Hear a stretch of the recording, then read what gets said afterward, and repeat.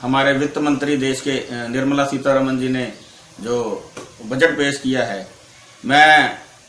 उसको सिरे से नकारता हूं,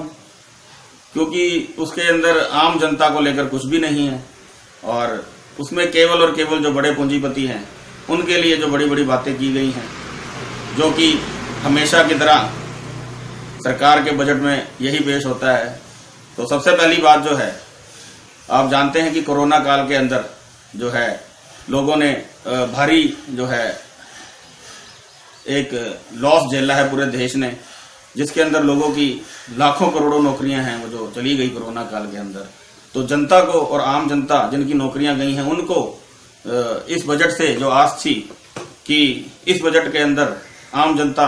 का खास ख्याल रखा जाएगा, जिनकी नौकरियां गई उनको नौकरियां देने का काम किया जाएगा, लेकिन ऐसा कुछ बजट के अंदर नहीं देखने को मिला। नंबर 2, आज जो शिक्षा प्रणाली हमारी, जो हमारे बच्चे हैं उनकी जो शिक्षा प्रणाली है वह मोबाइल के ऊपर डिपेंड है और सरकार ने जो शिक्षा के ऊपर गहरा प्रहार करने का काम किया है, मोबाइल जो है वो महंगे इन्होंने कर दिए और सोना चांदी इन्होंने सस्ता कर दिया, जो कि लोगों की जेबों में कोरोना काल के अंदर जो है पैसा ना होने के कारण वो सोना चांदी कहां से खरीदेंगे। अभी जो एसेंशियल जो चीज थी लोगों की शिक्षा, बच्चों को शिक्षा देने के लिए, क्योंकि आज कोरोना काल के अंदर जो शिक्षा है वो केवल और केवल जो है मोबाइल के जो है जो जिसका मुख्य साधन जो है वो मोबाइल है, उसको भी महंगा करने का काम किया है। नंबर 3,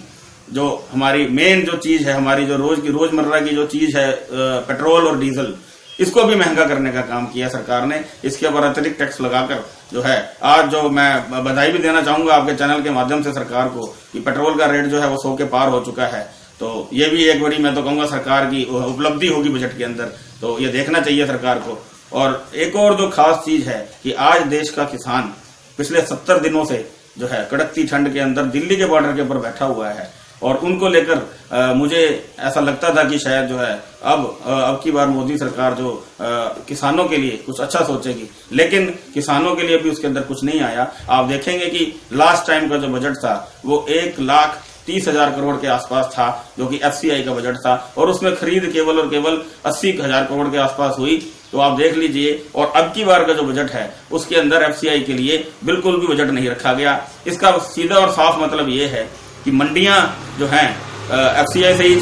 चला करती थी, यानी एपीएमसी मंडियां जो है खत्म होंगी, एमएसपी पे अब खरीद नहीं होगी। इसका मतलब कि जो है एमएसपी का कानून भी जो है अब सरकार बनाने के पक्ष में नहीं है। तो सीधा सीधा जो है कुल मिलाकर इस बजट के अंदर ना तो किसानों का ध्यान रखा गया, ना आम आदमी का ध्यान रखा गया, ना उनकी नौकरियों का ख्याल रखा गया। कोरोना काल के अंदर जो जनता को आस थी कि हमारे को कुछ मिलेगा, क्योंकि पिछली बार इन्होंने कोरोना का जो बजट निकाला था वो 40 लाख करोड़ के आसपास के करीब शायद निकाला था, शायद मेरे आंकड़े ऊपर नीचे हो सकते हैं। तो उसमें भी मैं आपके चैनल के माध्यम से पूछना चाहता हूं जनता को क्या मिला। तो मेरी तरफ से और एक हर आम नागरिक की तरफ से ये जो बजट है ये बिल्कुल विफल है, बिल्कुल। और एक और बात बोलना चाहता हूं जो कि बहुत जरूरी है कि ये सरकार टैक्स में छूट की बात करती है कि इन्होंने 75 साल से ज्यादा जो बुजुर्ग हैं उनको टैक्स में छूट दी है। तो मैं ये बताना चाहता हूं आपके चैनल के माध्यम से, ये छूट जो है केवल जो पेंशन धारक हैं ये छूट केवल उनको होगी, बाकी जो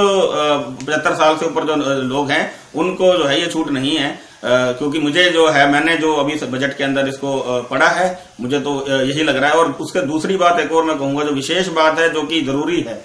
कि हमारे जवानों के लिए, जो बॉर्डर पर हमारे जवान है, जो जिनके कारण हम चैन की नींद सोते हैं, उन जवानों के लिए इस बजट के अंदर कुछ भी नहीं रखा गया। केवल और केवल लॉलीपॉप देने का काम किया गया है कि 100 सैन्य स्कूल हम खोलेंगे, जो कि एक मैं कहूंगा कि ऊंट